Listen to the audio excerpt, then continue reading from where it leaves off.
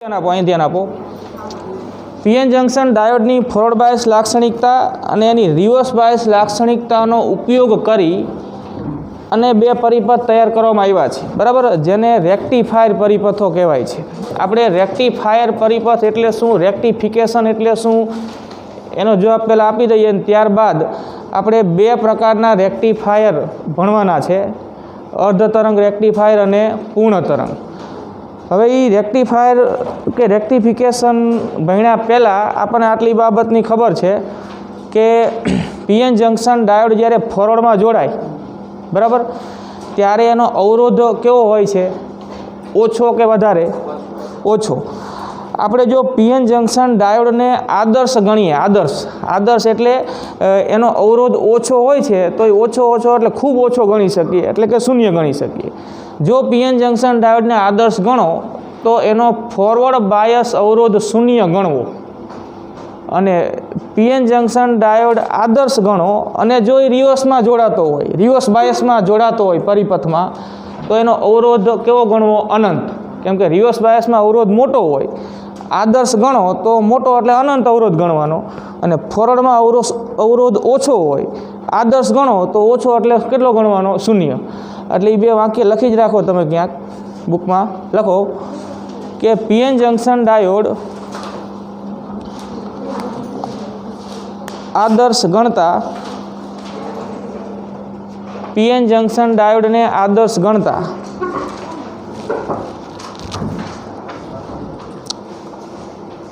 તેનો forward bias અવરોધ PN junction ડાયોડને આદર્શ ગણતા તેનો ફોરવર્ડ બાયસ અવરોધ શૂન્ય અને રિવર્સ બાયસ અવરોધ અનંત ગણવો. રિવર્સ બાયસ અવરોધ અનંત ગણવો.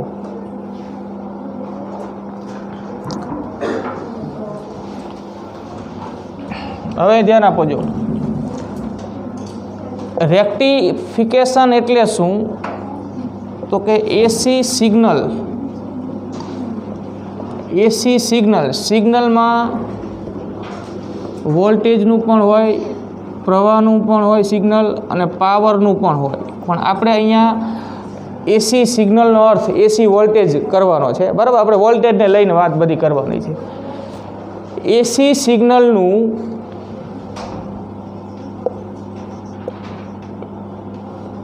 ડીસીમાં રૂપાંતરણ કરવાની ક્રિયાને રેક્ટિફિકેશન કહે છે, બરાબર. એસીનું રૂપાંતરણ શામાં કરે? ડીસીમાં, બરાબર. એસીનું ડીસીમાં રૂપાંતરણ કરવાની ક્રિયાને રેક્ટિફિકેશન કહેવાય, અને જે પરિપથ વડે આવું કરી શકાય એને રેક્ટિફાયર કહેવાય. જે પરિપથ વડે એસીનું રૂપાંતરણ ડીસીમાં કરી શકાય તેને રેક્ટિફાયર કહે છે. તો આ બે શબ્દોના અર્થ પહેલાં આ રીતે કરી લેવાના, બરાબર. હવે આપણે છેલ્લે પણ આટલી વાત થોડીક કરી ગયા હતા. જો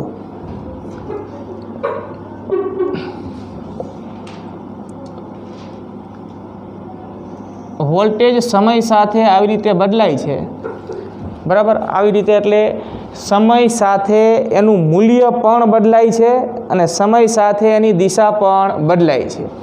આ સાઇન આધારિત વોલ્ટેજમાં ફેરફાર કહેવાય, સાઇન વક્ર આધારિત. શૂન્ય એનું પ્રારંભિક મૂલ્ય છે, શૂન્યમાંથી વધીને મહત્તમ થાય છે, ઘટીને શૂન્ય થાય છે. અહીંયા સુધી વોલ્ટેજ ધન છે. આ ફેરફાર ધનમાં છે, શૂન્યથી મહત્તમ ને મહત્તમથી શૂન્ય. પછી આ આલેખ આમ નીચે આવ્યો, એનો અર્થ કે હવે પછીના આ સમયગાળા દરમિયાન એનું મૂલ્ય ઋણ છે. વોલ્ટેજનું મૂલ્ય ઋણ બને છે, ઋણમાં મહત્તમ થાય છે, અને અહીંયાથી ઘટીને શૂન્ય થાય છે. ફરી પાછું આ ધનમાં એ રીતે ફેરફાર, પછી ઋણમાં. તો આ રીતે વોલ્ટેજનું મૂલ્ય પણ બદલાય સમય સાથે અને વોલ્ટેજની દિશા પણ સમય સાથે, દિશા એટલે વોલ્ટેજની પોલારિટી કહેવાય અંતે, બરાબર, એ પણ સમય સાથે આવર્ત રીતે બદલાય છે.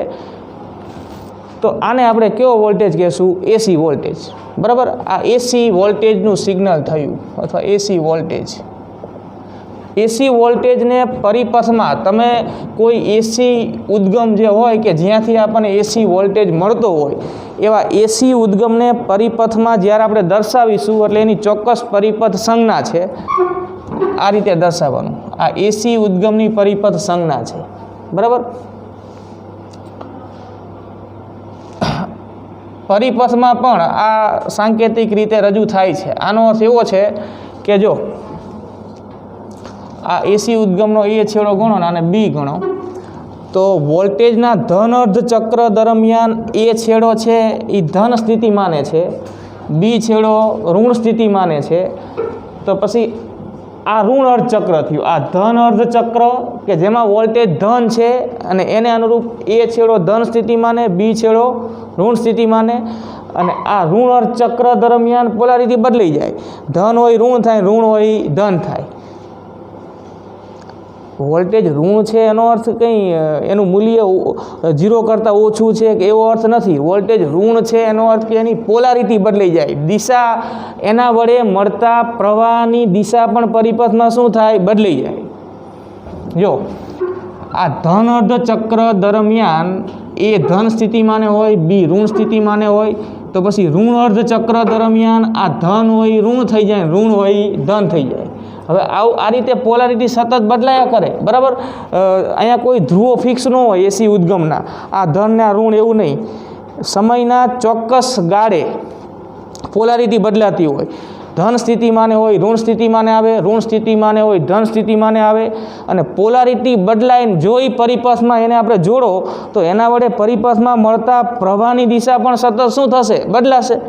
વિચારો, જો ધારો કે તમે આમ પરિપથ પૂરો કર્યો છે કોઈ અવરોધ મારફતે એસી ઉદ્ગમને જોડીને, તો આ છેડો ધન સ્થિતિમાને હતો આ પહેલા અર્ધ ચક્ર દરમિયાન, આ ઋણ સ્થિતિમાને હતો, તો પ્રવાહ આમ પસાર થાય, રૈભાજિક રીતે પ્રવાહ ધનથી ઋણ. હવે તમે જવાબ આપજો. જો આ વોલ્ટેજના ધન અર્ધ ચક્ર દરમિયાન વોલ્ટેજમાં આ રીતે ફેરફાર થાય છે, એ ધન સ્થિતિ માને છે, બી ઋણ સ્થિતિ માને છે, તો એના વડે આ પરિપથમાં મળતા પ્રવાહમાં એવો જ ફેરફાર થાય કે પ્રવાહ અચળ મળે. જો આ વીનું મૂલ્ય છે, બરાબર, શૂન્ય હતું, પછી વીનું મૂલ્ય વધે છે.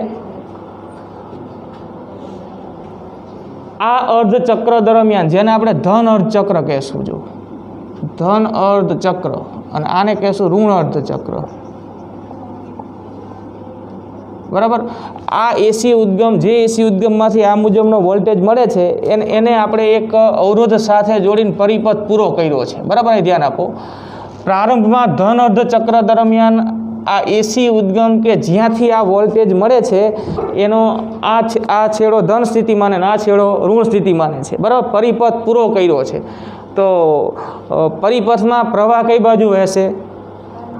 ધનથી ઋણ, બરાબર. અને એ પ્રવાહ જે વહેશે એ પ્રવાહનું મૂલ્ય અચળ રહેશે કે બદલાશે? બરાબર. કેમ કે આ એસી છે, અચળ ક્યારે રહે? તો કે આવી વાત હોય ને, જો આમ હોય, આ ડીસી બેટરી કહેવાય, આના વોલ્ટેજ ફિક્સ છે. ધારો કે આ 10 વોલ્ટની બેટરી છે, તો 10 વોલ્ટ વડે પરિપથમાં ધનથી ઋણ તરફ એક ચોક્કસ મૂલ્યનો પ્રવાહ સતત વહેશે. વોલ્ટેજ અચળ છે, એના ધ્રુવો ફિક્સ છે, આ ડીસી કહેવાય. આમાં મૂલ્ય નથી બદલાતું અને દિશા પણ બદલાતી નથી, એટલે કે પોલારિટી એ બદલાતી નથી. તો ડીસી બેટરી વડે પરિપથમાં પ્રવાહ આપણને સ્થિર મળે, સ્થાયી પ્રવાહ મળે, અચળ મૂલ્યનો એક જ દિશામાં. પણ એસી વડે પ્રવાહ આપણને સ્થિર કે સ્થાયી મળે નહીં. પ્રવાહ એવો મળે કે જેવી રીતે વોલ્ટેજમાં ફેરફાર થાય છે એવી રીતે એના વડે મળતા પ્રવાહમાં પણ શું થશે? ફેરફાર. વોલ્ટેજમાં ફેરફાર થયો તો એના વડે મળતા પ્રવાહના મૂલ્યમાં એવો જ ફેરફાર થશે કે પરિપથમાં જેમ જેમ વોલ્ટેજ આ વોલ્ટેજ વધશે તેમ તેમ પરિપથમાં પ્રવાહનું મૂલ્ય પણ શું થશે? વધશે. વોલ્ટેજ વધશે એમ પ્રવાહનું મૂલ્ય પણ વધશે. વોલ્ટેજ મહત્તમ થશે તો પ્રવાહ પણ કેવો થશે? મહત્તમ. ખાલી અવરોધ જોડ્યો હોય ત્યારની વાત છે. બાકી તો હજી તમે આખું ચેપ્ટર ભણશો. આમાં હજી ઇન્ડક્ટરે આવશે ને કેપેસિટરે આવશે ને એસી ઉદ્ગમ સાથે જોડીને તમારે પ્રવાહ વોલ્ટેજના ઘણા સંબંધો હજી મેળવવાના છે. આ તો એક સાદા અવરોધ જોડેલા એસી પરિપથ માટે છે. વોલ્ટેજ વધશે એમ પ્રવાહ પણ શું થશે? વધશે. વોલ્ટેજ મહત્તમ થાય તો પ્રવાહ કેવો થશે? મહત્તમ. અહીંયા વોલ્ટેજનું મૂલ્ય પહોંચે ત્યારે. વોલ્ટેજ ઘટે એમ પ્રવાહનું મૂલ્ય પણ શું થશે? ઘટશે. મૂલ્ય ઘટશે. હજી તો દિશા તો આ જ છે ને, જો પોલારિટી હજી બદલાણી નથી. એટલે આ દિશામાં વહેતો પ્રવાહ જેમ વોલ્ટેજ વધે તેમ વધે, વોલ્ટેજ ઘટે તેમ ઘટે. હવે અહીંયા સુધી તમે પહોંચી ગયા, અહીંયા સુધી બરાબર. એટલે વોલ્ટેજ ઘટીને શૂન્ય થયો તો પ્રવાહ પણ ઘટીને શું થાય? શૂન્ય. હવે આલેખ આમ નીચે આવ્યો એટલે શું? તો કે એટલે આ જે ઋણ હતો એ ધન થઈ જાય અને ધન હતો એ ઋણ થઈ જાય, બરાબર. તો પછી રૈવાજિક પ્રવાહની દિશા પહેલાં ધનથી ઋણ એથી બી થતી હતી. હવે ધનથી ઋણ કઈ બાજુ થાય? બીથી એ. અને એમાંય ફરી પાછું વોલ્ટેજ ઋણમાં જેમ વધે એમ પ્રવાહ આ બાજુ વધે, વધીને મહત્તમ થાય, ઘટીને શૂન્ય થાય. ટૂંકમાં એસી વોલ્ટેજ વડે મળતો પ્રવાહ પણ સમય સાથે આવર્ત રીતે શું થશે? બદલાશે પરિપથમાં, બરાબર. તો આ એસી વોલ્ટેજનું સિગ્નલ કહેવાય. એને અનુરૂપ જે મળે પ્રવાહ મળે, તમે આઈ વિરુદ્ધ ટીનો આલેખ દોરો તો આવો જ આલેખ મળે. તો એ પ્રવાહનું સિગ્નલ કહેવાય, એસી પ્રવાહનું સિગ્નલ, બરાબર. તો આ રીતે આપણે આવા એસી વોલ્ટેજનું ડીસીમાં રૂપાંતરણ કરવું છે. એસીનું ડીસીમાં રૂપાંતરણ કરવું છે. આ એસી છે અને એસીનું ડીસીમાં રૂપાંતરણ કરવા માટે જે પરિપથ વપરાય છે એને આપણે શું કહેશું? રેક્ટિફાયર. અને આ ઘટનાને એસીનું ડીસીમાં રૂપાંતરણ કરવાની ઘટનાને શું કહેવામાં આવે છે? કે આ પ્રક્રિયાને શું કહેવામાં આવે છે? રેક્ટિફિકેશન, બરાબર. અને એ રેક્ટિફિકેશન કરવા માટે આપણે પીએન જંકશન ડાયોડનો ઉપયોગ કરીશું. આ એસીનું ડીસીમાં રૂપાંતરણ કરવું છે. એક્ઝેક્ટ પ્યોર ડીસી હોય, પ્યોર ડીસી, તો એના માટે વી વિરુદ્ધ ટીનો આલેખ આવો આવશે. આનો અર્થ શું થાય? સમય વધે છે પણ વોલ્ટેજનું મૂલ્ય બદલાતું નથી, દિશાય બદલાતી નથી. તો આવો વોલ્ટેજ હોય તો આ ડીસી થયો. ડીસી માટે પરિપથ સંજ્ઞા આ છે, આ ડીસી કહેવાય. આ ધન ને આ ઋણ, બરાબર. અને આવા ડીસી વોલ્ટેજ માટે અને અવરોધ આમ જોડી દો. તો પરિપથમાં ધનથી ઋણ તરફ એક ચોક્કસ મૂલ્યનો પ્રવાહ સતત વહેશે. અહીંયા મૂલ્ય અને દિશા કંઈ બદલાશે નહીં. તો પ્રવાહ ડીસી હોય તો એના વડે મળતો વોલ્ટેજ ડીસી વોલ્ટેજ હોય તો એના વડે પરિપથમાં મળતો પ્રવાહ પણ કેવો હોય? ડીસી પ્રવાહ. એટલે કે એનું મૂલ્ય અને દિશા અહીંયા બદલાશે નહીં. એટલે આ ફરક ધ્યાનમાં રાખજો, બરાબર. આ એસી અને આ ડીસી આલેખ આપણે આ રીતે દોરી શકીએ વી વિરુદ્ધ ટીના. આ પ્યોર ડીસી કહેવાય. જોકે આપણે રેક્ટિફાયર પરિપથ વડે આવો પ્યોર ડીસી તો હજી નહીં મળે, બરાબર. આવો ડીસી મળતો એ પ્યોર ડીસી છે કે આમાં બિલકુલ વેરિએશન નથી. સમય વધે છે પણ વોલ્ટેજનું મૂલ્ય બદલાતું નથી અને તેથી આવી ડીસી બેટરી વડે પરિપથમાં મળતા પ્રવાહનું મૂલ્ય પણ બદલાશે નહીં.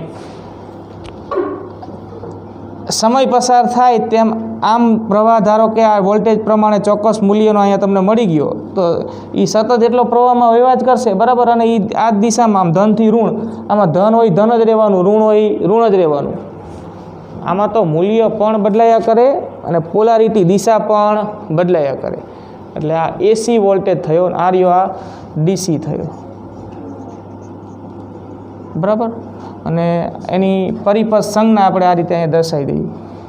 ડીસી વોલ્ટેજ કે ડીસી બેટરીની પરિપથ સંજ્ઞા આ રીતે અને આ એસી માટે પરિપથ સંજ્ઞા આ રીતે, બરાબર. આમાં પ્લસ માઇનસ દર્શાવવાનું જ નહીં, કેમ કે એ સતત બદલાયા કરતું હોય.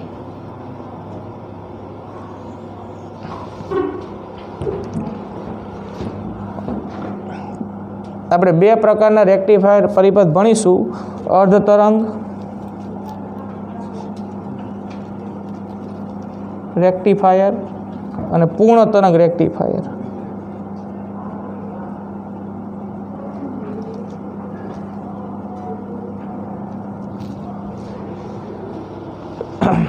આટલું લખી રાખો અને પછી આપણે અર્ધ તરંગ રેક્ટિફાયર જોઈએ. હવે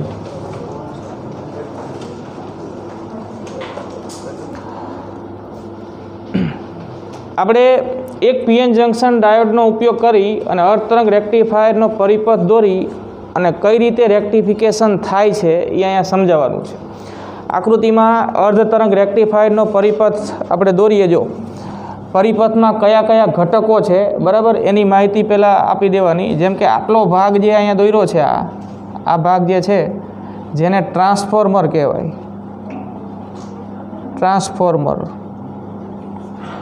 બરાબર. આ ટ્રાન્સફોર્મરનું પ્રાઇમરી ગૂંચળું છે, આ ટ્રાન્સફોર્મરનું સેકન્ડરી ગૂંચળું છે. હવે ટ્રાન્સફોર્મર છે એ વિદ્યુત ચુંબકીય પ્રેરણમાં એ આખો ટોપિક છે એનો, ત્યારે ડિટેલમાં એ તમે ભણશો. પણ અહીંયા અર્ધ તરંગ રેક્ટિફાયરમાં ટ્રાન્સફોર્મરનો ઉપયોગ એક પરિપથ ઘટક તરીકે કરવાનો છે. અને અહીંયા એના ઉપયોગ પૂરતી આપણે વાત કરી લઈએ કે ટ્રાન્સફોર્મર જે છે એને તમે કોઈ ઇનપુટ વોલ્ટેજ આપો તો એમાં જરૂરી ફેરફાર કરી આપે. જો તમારે ઇનપુટ વોલ્ટેજમાં વધારો કરવો હોય તો એ વધારો કરી આપશે, ઇનપુટ વોલ્ટેજમાં ઘટાડો કરવો હોય તો એ ઘટાડો કરી આપશે. ટ્રાન્સફોર્મર બે પ્રકારના હોય, સ્ટેપ અપ ટ્રાન્સફોર્મર અને સ્ટેપ ડાઉન ટ્રાન્સફોર્મર. એટલે જો તમારે વોલ્ટેજમાં એસી વોલ્ટેજમાં વધારો કરવો હોય તો સ્ટેપ અપનો ઉપયોગ કરવાનો, એસી વોલ્ટેજમાં ઘટાડો કરવો હોય તો સ્ટેપ ડાઉન ટ્રાન્સફોર્મરનો ઉપયોગ કરવાનો. એટલે અહીંયા ટ્રાન્સફોર્મરનો ઉપયોગ એટલા પૂરતો છે કે જે તમારે જે એસી વોલ્ટેજનું ડીસીમાં રૂપાંતરણ કરવું છે એ એસી વોલ્ટેજને ડાયરેક્ટ જ પીએન જંક્શનને આપ્યા પહેલાં ટ્રાન્સફોર્મરને આપી એમાં જરૂરી ફેરફાર કરવામાં આવે છે. વધારો ઘટાડો જે જરૂરિયાત ઊભી થઈ હોય એ પ્રમાણે ટ્રાન્સફોર્મર એને ફેરફાર કરી આપશે. ટ્રાન્સફોર્મરમાં બે ગૂંચળા હોય, આ પ્રાઇમરી ગૂંચળું છે અને આ સેકન્ડરી ગૂંચળું છે. બંને ગૂંચળાઓને એકબીજાથી અલગ કરેલા હોય, બંને ગૂંચળાઓ એકબીજાના સુવાહક સંપર્કમાં હોતા નથી. એ પરિપથ સંજ્ઞા છે આ એની. અને આ જે બે ઊભી લાઈન દોરીને એવું સૂચવે છે કે ટ્રાન્સફોર્મરના બે ગૂંચળા એકબીજાથી અલગ છે, સીધા સંપર્કમાં નથી. આપણે ટ્રાન્સફોર્મરના પ્રાઇમરી ગૂંચળાના બે છેડા વચ્ચે આપણે જે એસી વોલ્ટેજનું ડીસીમાં રૂપાંતરણ કરવું છે એ એસી વોલ્ટેજને અહીંયા આપવામાં આવે છે. જો આ પરિપથ સંજ્ઞા આવી દોરવાની, આ રહ્યો આ વોલ્ટેજ આપણે આપ્યો, આ ઇનપુટ એસી વોલ્ટેજ બરાબર. આપણે કહી દઈએ ઇનપુટ એસી વોલ્ટેજ. આવો વોલ્ટેજ આપણે અહીંયા આપ્યો કે જેનું આપણે ડીસીમાં રૂપાંતરણ કરવું છે. પહેલાં તમે એને કોના બે છેડા વચ્ચે આપ્યો તો કે ટ્રાન્સફોર્મરના પ્રાઇમરી ગૂંચળાના બે છેડા વચ્ચે. એટલે પહેલાં તો ટ્રાન્સફોર્મર છે એને આપેલા આ એસી ઇનપુટ સિગ્નલમાં જરૂરી ફેરફાર કરી અને સેકન્ડરી ગૂંચળાના બે છેડા વચ્ચે એ આપશે. તો આ એ કહી દો અને બી કહી દો બરાબર. આ એ અને બી વચ્ચે જે આપણને અહીંયા વોલ્ટેજ મળશે એ હજી એસી જ હશે. ટ્રાન્સફોર્મર કંઈ એસીનું ડીસીમાં રૂપાંતરણ ન કરે, ટ્રાન્સફોર્મર એસીનું ડીસીમાં રૂપાંતરણ ન કરે. ટ્રાન્સફોર્મર તો એને આપેલા એસી સિગ્નલમાં કે એસી વોલ્ટેજમાં જરૂરી ફેરફાર કરી આપે, જેવી જરૂરિયાત હોય એ પ્રમાણે. જો આપણને અહીંયા ઇનપુટમાં જે વોલ્ટેજ આપ્યો એસી ઇનપુટ વોલ્ટેજ, એનું જે મહત્તમ મૂલ્ય જે હોય એમાં ઘટાડો કરવો હોય તો એ ઘટાડો કરવા માટે અહીંયા સ્ટેપ ડાઉન જોડવું પડે. ઇનપુટમાં આપેલા એસી વોલ્ટેજના મૂલ્યમાં જો વધારો કરવો હોય તો અહીંયા સ્ટેપ અપ જોડવું પડે. જેવી જરૂરિયાત એ પ્રમાણે ટ્રાન્સફોર્મર જોડવામાં આવે. ટ્રાન્સફોર્મરના પ્રાઇમરી ગૂંચળાને જે એસી ઇનપુટ આપવામાં આવે છે, આ એસી ઇનપુટ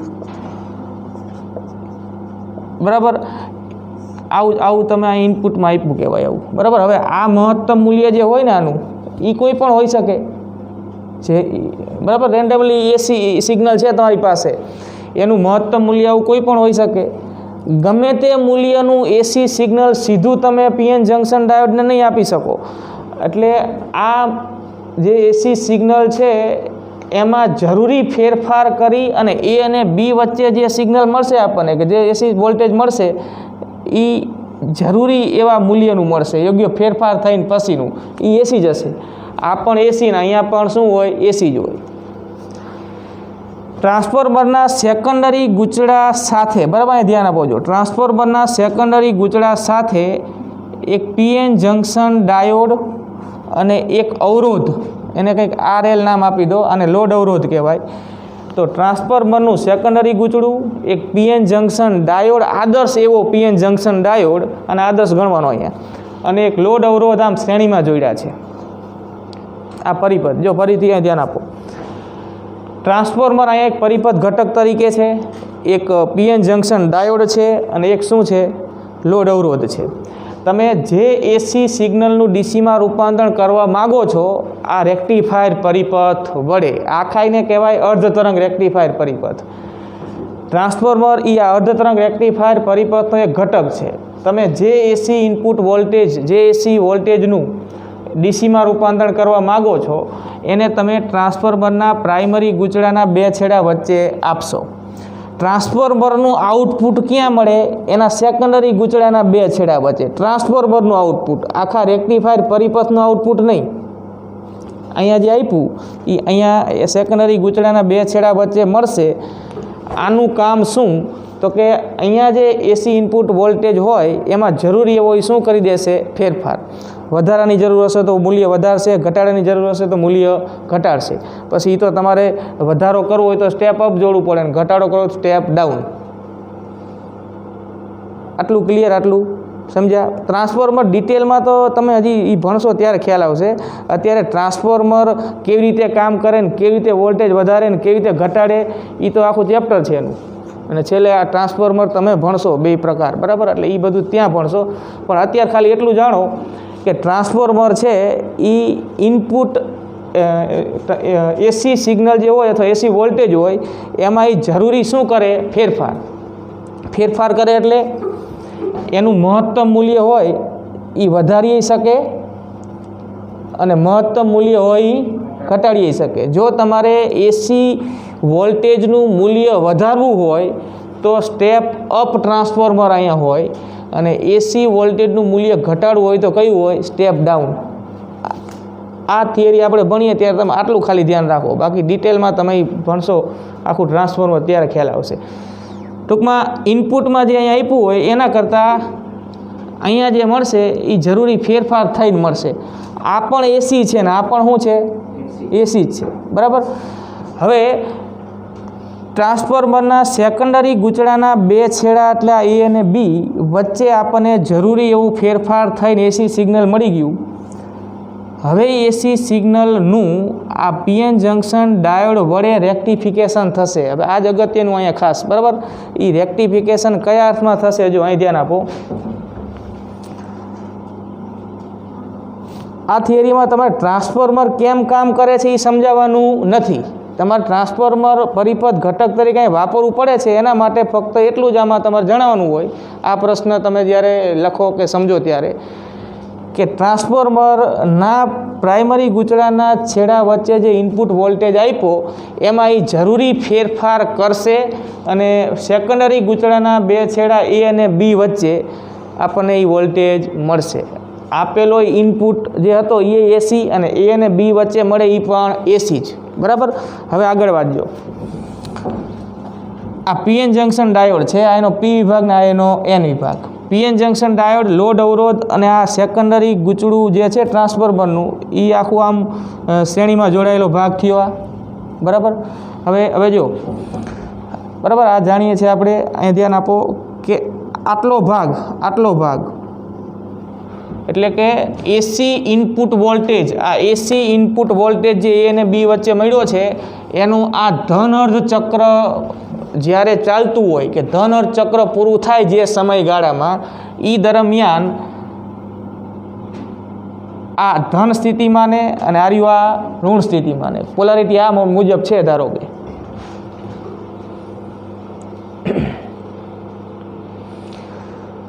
જો એ છેડો ધન સ્થિતિમાં હોય AC ઇનપુટ વોલ્ટેજના ધન અર્ધ ચક્ર દરમિયાન, B છેડો ઋણ સ્થિતિમાં હોય,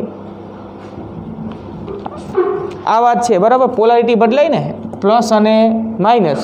એટલે એક અર્ધ ચક્ર પૂરું થાય ને આ AC ઇનપુટનું એક અર્ધ ચક્ર, જેને ધનમાં વોલ્ટેજ હોય તો ધન અર્ધ ચક્ર, ઋણમાં વોલ્ટેજ હોય તો ઋણ અર્ધ ચક્ર. તો આ ધન અર્ધચક્ર દરમિયાન બરાબર એક છેડો ધન સ્થિતિમાને હોય ને એક છેડો ઋણ સ્થિતિમાને. આ સિગ્નલ આપણને કોની વચ્ચે મળ્યું છે? એ અને બી વચ્ચે. તો ધારો કે આ ધન અર્ધચક્ર દરમિયાન એ ધન સ્થિતિમાને બી રહ્યું એ ઋણ સ્થિતિમાને છે. આ પરિપથ આમ પૂરો થયેલો છે જો. તો આ ડાયોડ કેવા જોડાણમાં આવે? ફોરવર્ડમાં આવે કે રિવર્સમાં? ફોરવર્ડમાં. અને ડાયોડ ફોરવર્ડમાં આવે અને આદર્શ ગણો કે જેનો અવરોધ આપણે શું ગણી લેશું? શૂન્ય. તો એનો અર્થ કે આનો અવરોધ તો હવે શૂન્ય થયો, ફોરવર્ડમાં આવ્યો, પરિપથમાં પ્રવાહ પસાર થશે. અને કઈ બાજુ થશે? રૈવાજિક દિશા કઈ? આને આપણે એક્સ ને વાય નામ આપી દઈએ. અવરોધમાંથી પ્રવાહ કઈ બાજુ પસાર થશે? એક્સ થી વાય કે વાય થી એક્સ? એક્સ થી વાય. રૈવાજિક એટલે આ ધન થી ઋણ. સમજ્યા? આ જ અગત્યનું. અહીંયા આ જે તમે ભણો છો એમાં આ વાત અગત્યની છે. આમ આવશે ને પ્રવાહ. હવે આ પ્રવાહ આમાં વહે, બરાબર? આમાં પ્રવાહ વહે અને ધારો કે આ અચળ છે એવું માન લઈએ આપણે. જો કે અહીંયા અચળ નથી પણ આપણે એવું માન લઈએ કે અચળ છે. તો આઈ જો અચળ હોય, આઈનું મૂલ્ય ન બદલાય, આઈનું મૂલ્ય ન બદલાય, દિશા એની એક્સ થી વાય છે, તો અવરોધ આરએલના બે છેડા વચ્ચે આપણને ઓહમના નિયમ અનુસાર વી બરાબર આઈ આરએલ જેટલો શું મળશે? વિદ્યુત સ્થિતિમાનનો તફાવત, વોલ્ટેજ. જો આઈ ન બદલાય તો વોલ્ટેજ ન બદલાય સમય સાથે. તો વી વિરુદ્ધ આઈનો વી વિરુદ્ધ ટીનો આલેખ કેવો મળે? આવો મળે. અવરોધમાંથી વહેતો પ્રવાહ આઈ બદલાતો નથી. અવરોધ આરએલ એમાંથી વહેતો પ્રવાહ આઈ. તો ઓહમના નિયમ પ્રમાણે વી બરાબર આઈ આરએલ જેટલો આ અવરોધના બે છેડા વચ્ચે આપણને વોલ્ટેજ મળશે. એ વોલ્ટેજ વિરુદ્ધ સમયનો આલેખ આવો મળે કે ન મળે? બરાબર. કેમ કે આઈ ન બદલાય તો વી પણ ન બદલાય. પણ શું અહીંયા આવો આલેખ મળશે? હા, બરાબર ને. જો કેમ કે આ કંઈ ઇનપુટમાં જે આપ્યો, બરાબર, એ એના ધન અર્ધચક્ર દરમિયાન આ ધન સ્થિતિમાન એના ઋણ સ્થિતિમાને છે. પણ ધન અર્ધચક્ર છે. આ વોલ્ટેજ સતત મૂલ્ય એનું તો શું થાય છે? બદલાય છે. એટલે હમણાં જ વાત કરી ને આપણે, એસીમાં મૂલ્ય બદલાયા કરતું હોય એટલે એના વડે મળતો પ્રવાહ પણ સતત શું થાય? બદલાય. ખ્યાલ આવ્યો? એટલે જો પ્રવાહ વહેશે ખરો, ફોરવર્ડમાં આવ્યું એટલે આ બાજુ આમ અવરોધ આરએલમાંથી પ્રવાહ કઈ બાજુ આવશે? એક્સ થી વાય. તો પ્રવાહ એક્સ થી વાય તરફ આવે, એનું મૂલ્ય સતત જો બદલાય, જેવી રીતે વોલ્ટેજ બદલાય એવી રીતે શું બદલાય? પ્રવાહ બદલાય. તો પછી એનો અર્થ કે આઈનું મૂલ્ય સતત બદલાતું હોય અવરોધમાંથી વહેતા પ્રવાહનું, તો પછી એના બે છેડા વચ્ચે આ મુજબ મળતો સ્થિતિમાનનો તફાવત પણ સતત શું થશે? બદલાશે. તો એનો અર્થ કે અહીંયા આઉટપુટમાં જે વોલ્ટેજ મળશે એનું મૂલ્ય બદલાશે પણ હજી દિશા બદલાશે નહીં. હવે જો આગળ જો આપણે આ પૂરું થઈ ગયું ત્યાં સુધી આના બે છેડા વચ્ચે આપણને જે વોલ્ટેજ મળે એ કંઈક આવો મળશે. જો આવું મળશે. આવું સમજો છો? હવે જો આનું ધન અર્ધચક્ર પૂરું થઈ ગયું, પછી ઋણ અર્ધચક્ર ચાલુ થયું. એટલે આ ધન હોય શું થઈ જાય? ઋણ થઈ જાય. ઋણ હોય ધન. ડાયોડ કેવા બાયસમાં આવે? રિવર્સમાં આવે. જેનો અવરોધ અનંત ગણવાનો. અવરોધ અનંત ગણો તો પ્રવાહ પસાર થાય નહીં. અવરોધ અનંત આ જે છે પરિપથ, ધારો કે તમને એમ કીધું કે આ એક અવરોધ બેટરી સાથે જોડ્યો છે અને આર બરાબર ઇન્ફાઇનાઇટ છે, તો આમાં પ્રવાહ કેટલો? પ્રવાહ કેટલો? 0. અવરોધ જો અનંત હોય તો પરિપથમાં પ્રવાહ વહે નહીં. એટલે ડાયોડ છે એ રિવર્સ બાયસમાં જોડાય. રિવર્સ બાયસમાં જોડાય એટલે ડાયોડનો અવરોધ અનંત થાય, અને અવરોધ અનંત થાય એટલે કે જાણે કે પરિપથ અહીંથી બ્રેક થઈ ગયો છે એવું જ માનવાનું. અહીંથી પ્રવાહ પસાર થશે નહીં, પ્રવાહ નહીં વહે. અને જો અવરોધ આ પરિપથમાં પ્રવાહ ન વહે એટલે અવરોધ આરએલમાંથી પ્રવાહ પસાર નહીં થાય. અને પ્રવાહ ન વહે તો અવરોધ આરએલના બે છેડા વચ્ચે કોઈ સ્થિતિમાનનો તફાવત મળે? ન મળે. આઉટપુટમાં વોલ્ટેજ શું હશે? ગેરહાજર. ઇનપુટમાં વોલ્ટેજ હાજર છે પણ આઉટપુટમાં વોલ્ટેજ ગેરહાજર ઋણ અર્ધચક્ર દરમિયાન, બરાબર. એટલે આ ઋણ અર્ધચક્ર દરમિયાન, જો આ ચક્ર દરમિયાન આપણે આઉટપુટની વાત કરીએ, આ આઉટપુટ વોલ્ટેજ, તો અહીંયા કંઈ મળશે નહીં, અહીંયા કંઈ નહીં મળે. હવે પછી ફરી પાછું ધન અર્ધચક્ર આવે એટલે આ પાછું ધન સ્થિતિમાને થાય, આ ઋણ સ્થિતિમાને થાય. ડાયોડ કેવા બાયસમાં આવશે? ફોરવર્ડમાં આવશે. એટલે ધનથી ઋણ તરફ, આ ધન ને આ ઋણ, ધનથી ઋણ તરફ પ્રવાહ પસાર થશે. તો જ્યારે પ્રવાહ પસાર થાય ત્યારે અવરોધ આરએલમાંથી વહેતો પ્રવાહ તો કઈ દિશામાં પસાર થવાનો? એક્સ થી વાય, બરાબર. દરેક વખતે પ્રવાહ એક્સ થી વાય જ મળશે જ્યારે મળે ત્યારે. અને ક્યારે મળે? તો કે ડાયોડ ફોરવર્ડમાં હોય ત્યારે. રિવર્સમાં હોય ત્યારે પ્રવાહ નહીં મળે, ફોરવર્ડમાં હોય ત્યારે મળશે. અને પ્રવાહ મળે ત્યારે અવરોધમાંથી વહેતો પ્રવાહ દરેક વખતે એક્સ થી વાય તરફ જ હશે. એનો અર્થ કે આપણને સતત એક જ દિશામાં આવો બદલાતો જતો વોલ્ટેજ મળે છે. આ જગ્યા ખાલી રહેશે ઋણ અર્ધચક્રવાળી, કેમ કે તે રિવર્સમાં જોડાય છે. પછી ફરી પાછું ધન અર્ધચક્ર આવે એટલે ફોરવર્ડમાં આવશે. સમજો છો વાતને? બરાબર. એટલે આઉટપુટમાં વોલ્ટેજ મળશે, આઉટપુટ વોલ્ટેજ. પછી ઋણ અર્ધચક્ર દરમિયાન ફરી પાછો ડાયોડ કેવા બાયસમાં આવશે? રિવર્સમાં. તો રિવર્સમાં આવશે એટલે હવે પ્રવાહ નહીં વહે, આઉટપુટમાં વોલ્ટેજ ગેરહાજર હશે, એટલે અહીંયા કોઈ આવશે નહીં. ટૂંકમાં જ્યારે ઇનપુટ એસી વોલ્ટેજનું ધન અર્ધચક્ર હોય ત્યારે એ ધન સ્થિતિમાને બી, ઋણ સ્થિતિમાને, અને ડાયોડ ફોરવર્ડ બાયસમાં જોડાય છે. અને ફોરવર્ડ બાયસમાં જોડાય ત્યારે પરિપથમાં પ્રવાહ પસાર થશે અને અવરોધ આરમાંથી પ્રવાહ કઈ બાજુ પસાર થશે? એક્સ થી વાય. એને અનુરૂપ આ અવરોધના બે છેડા વચ્ચે આઉટપુટમાં વોલ્ટેજ મળશે, આઉટપુટ વોલ્ટેજ, બરાબર. હવે પછી બીજો ગાળો આવ્યો ઇનપુટ એસીનો, આ બીજો ગાળો આ ઋણ અર્ધચક્ર આવ્યું ત્યારે આ ઋણ થઈ ગયું, આ ધન થઈ ગયું. એટલે ડાયોડ રિવર્સમાં આવ્યો એટલે પરિપથ બ્લોક થઈ ગયો, પરિપથમાં પ્રવાહ વહેશે નહીં, કેમ કે ડાયોડનો રિવર્સ બાયસ અવરોધ કેવો ગણવાનો? અનંત. અવરોધ અનંત હોય તો I બરાબર 0, પ્રવાહ ન વહે, બરાબર. અવરોધમાંથી પ્રવાહ જ ન વહે તો શું અવરોધના બે છેડા વચ્ચે કોઈ વોલ્ટેજ મળે? ઓહમના નિયમ પ્રમાણે ન મળે. I બરાબર 0 તો V બરાબર 0. ખ્યાલ આવ્યો? એટલે આ જગ્યા ખાલી રહે. પછી આવું રિપીટ થયા કરે. પછી જે ધન અર્ધચક્ર આવે ત્યારે ફરી પાછું ડાયોડ ફોરવર્ડમાં, આઉટપુટમાં વોલ્ટેજ મળશે. ઋણ અર્ધચક્ર આવે ત્યારે ફરી પાછું ડાયોડ રિવર્સમાં, આઉટપુટમાં વોલ્ટેજ ગેરહાજર હશે. તો આ રીતે જ્યારે ડાયોડ ફોરવર્ડમાં આવે ત્યારે જ પરિપથમાં પ્રવાહ મળે ને ત્યારે જ આઉટપુટમાં વોલ્ટેજ મળે. ડાયોડ રિવર્સમાં આવે ત્યારે આઉટપુટમાં વોલ્ટેજ મળશે નહીં, પરિપથમાં પ્રવાહ વહેશે નહીં. તો આ રીતે આપણને ઇનપુટ વોલ્ટેજના ફક્ત એક જ અર્ધચક્ર દરમિયાન, એટલે કે આ ધન અર્ધચક્ર દરમિયાન આઉટપુટમાં વોલ્ટેજ મળે છે.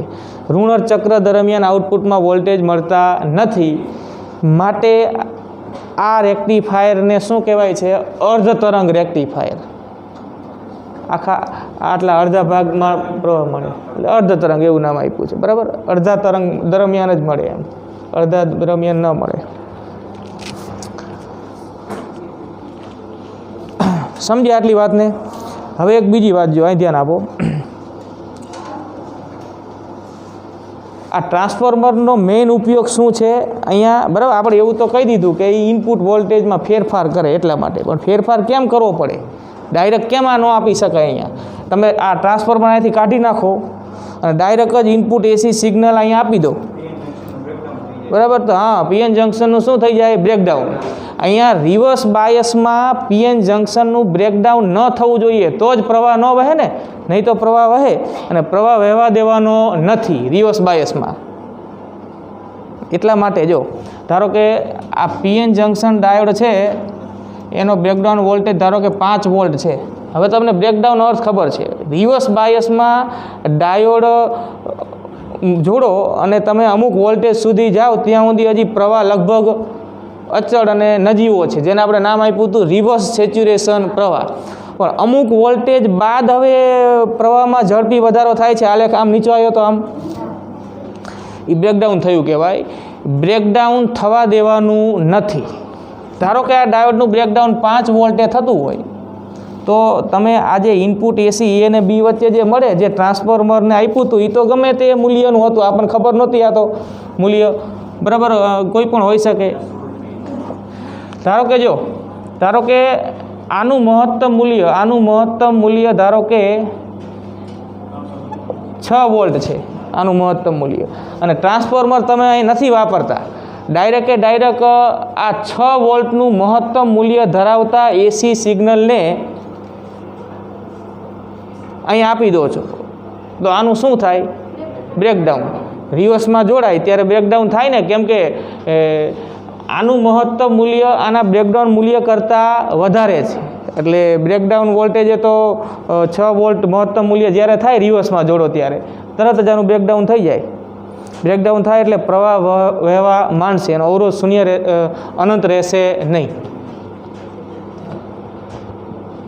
એટલે ટ્રાન્સફોર્મર જોડવું પડે. ટ્રાન્સફોર્મર જોડો, જે આ મહત્તમ મૂલ્ય જે 6 વોલ્ટની આસપાસનું હતું એના મૂલ્યમાં એ શું કરી શકે? ઘટાડો.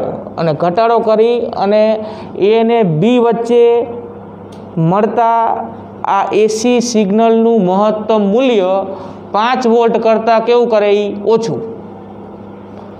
હવે ધારો કે આ મૂલ્ય એને 4 વોલ્ટ કરી નાખ્યું, મહત્તમ મૂલ્ય અહીંયા 4 વોલ્ટ થઈ ગયું, તો હવે રિવર્સ બાયસમાં 4 વોલ્ટ અને ફોરવર્ડ બાયસમાં મહત્તમ મૂલ્ય તો આનું 4 વોલ્ટ.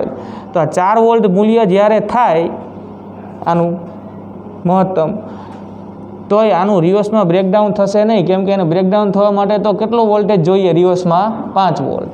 એટલે ટૂંકમાં અહીંયા આ શરતનું પાલન થવું જોઈએ કે એ અને બી વચ્ચે જે એસી સિગ્નલ છે એનું મહત્તમ મૂલ્ય જે હોય એના કરતાં આ પીએન જંકશન ડાયોડનો બ્રેકડાઉન વોલ્ટેજ વધારે હોવો જોઈએ, બરાબર. અને એટલા માટે આ ટ્રાન્સફોર્મરનો ઉપયોગ જ એટલા માટે કરવામાં આવે છે કે જે અહીંયા જે ઇનપુટ હોય ને એમાં એ જરૂરી ફેરફાર કરી દે. એનું મૂલ્ય વધારવાનું હોય તો સ્ટેપ અપ વાપરીને વધારે, ને ઘટાડવાનું હોય તો સ્ટેપ ડાઉન વાપરીને ઘટાડે, પણ એ મૂલ્ય એવું સેટ કરે કે જે મૂલ્ય આના બ્રેકડાઉન વોલ્ટેજ કરતાં કેવું રહે?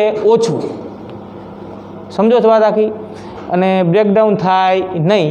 અને આ જે આપણે વાત કરી ને એ આખી પરિસ્થિતિ જળવાઈ રહે એમ, બરાબર. રિવર્સમાં પ્રવાહ ન મળે, વોલ્ટેજ ન મળે, ફોરવર્ડમાં મળે.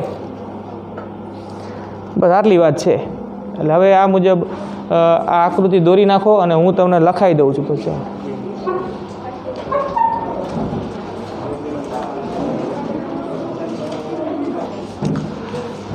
આ જે આપણે વાત કરી એ હવે મુદ્દામાં વ્યવસ્થિત 3-4 મુદ્દા એને લખવાના હોય. જો પેલું લખો કે અર્ધ તરંગ રેક્ટિફાયર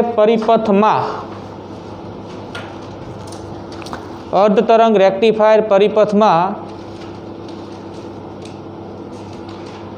ટ્રાન્સફોર્મરના પ્રાઇમરી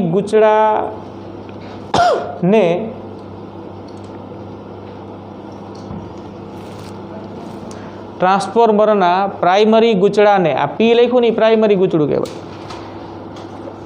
ટ્રાન્સફોર્મરના પ્રાઇમરી ગૂંચળાને ઇનપુટ એસી વોલ્ટેજ આપવામાં આવે છે. ઇનપુટ એસી વોલ્ટેજ આપવામાં આવે છે.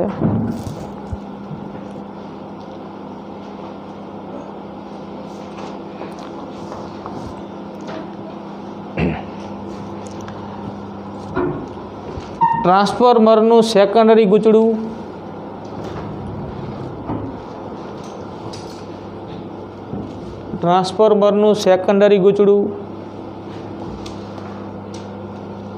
પીએન જંકશન ડાયોડ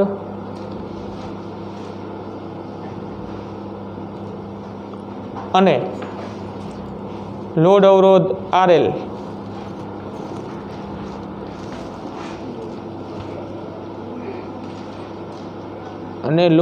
આરએલ શ્રેણીમાં છે, બરાબર. આમ છે શ્રેણીમાં.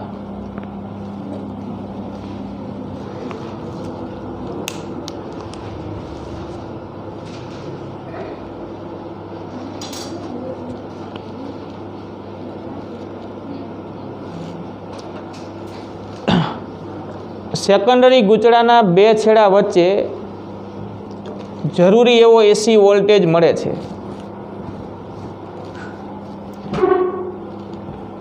સેકન્ડરી ગૂંચળાના બે છેડા વચ્ચે જરૂરી એવો એસી વોલ્ટેજ મળે છે.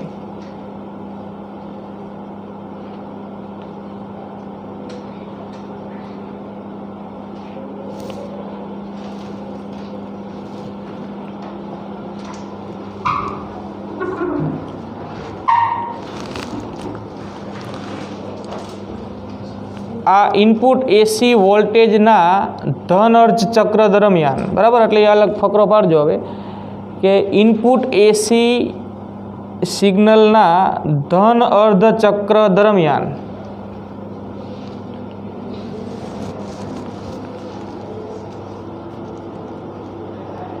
ઇનપુટ એસી સિગ્નલના ધન અર્ધ ચક્ર દરમિયાન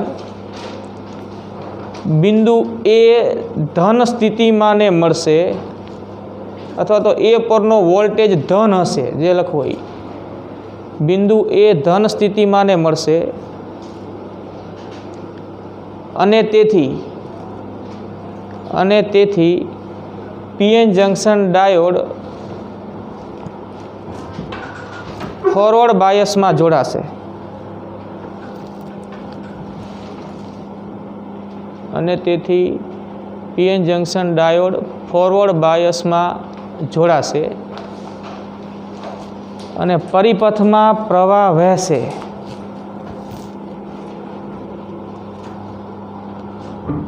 પરિપથમાં પ્રવાહ વહેશે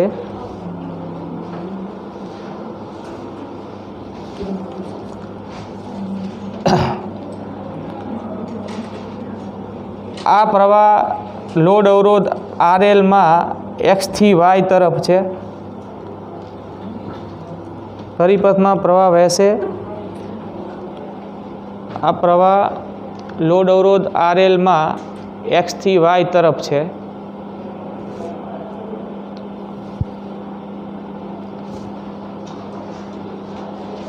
અને અવરોધ RL ના બે છેડા વચ્ચે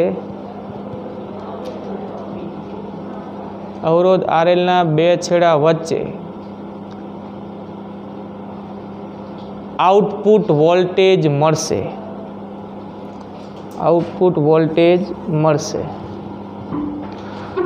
અહીંયા પ્રવાહ પસાર થાય તો જ મળે આઉટપુટ, બરાબર, આઉટપુટ વોલ્ટેજ મળશે.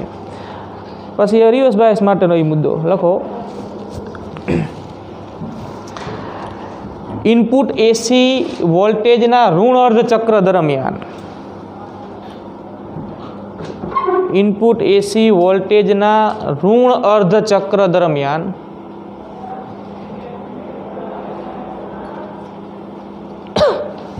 બિંદુ એ ઋણ સ્થિતિમાને એટલે આ પી નું જોડાણ એ સાથે છે ને, બરાબર. બિંદુ એ ઋણ સ્થિતિમાને માટે પીએન જંકશન ડાયોડ રિવર્સ બાયસમાં જોડાશે.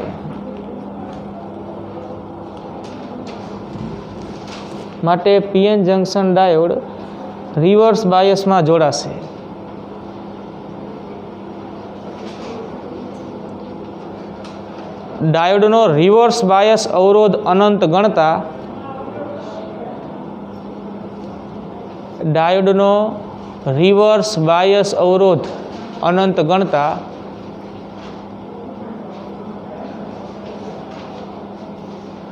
પરિપથમાં પ્રવાહ વહેશે નહીં.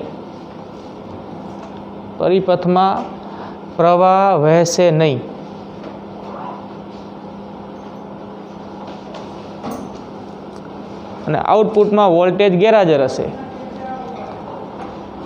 માટે આઉટપુટમાં વોલ્ટેજ ગેરહાજર હશે, બરાબર. આ જગ્યા ખાલી.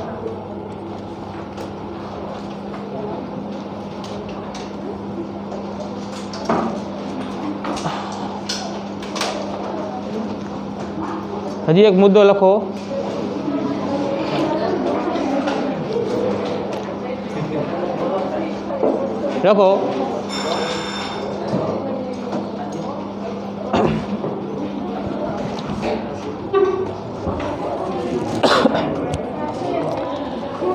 એ અને બી વચ્ચે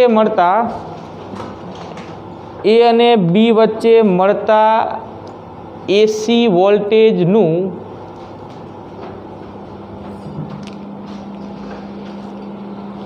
એસી વોલ્ટેજના મહત્તમ મૂલ્ય કરતાં બિંદુ એ અને બી વચ્ચે મળતા એસી વોલ્ટેજના મહત્તમ મૂલ્ય કરતાં પીએન જંકશન ડાયોડનો બ્રેકડાઉન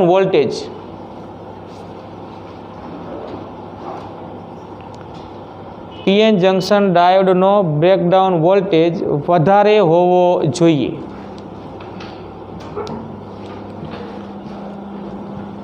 જેથી ડાયોડ બ્રેકડાઉનની સ્થિતિમાં આવી શકે નહીં.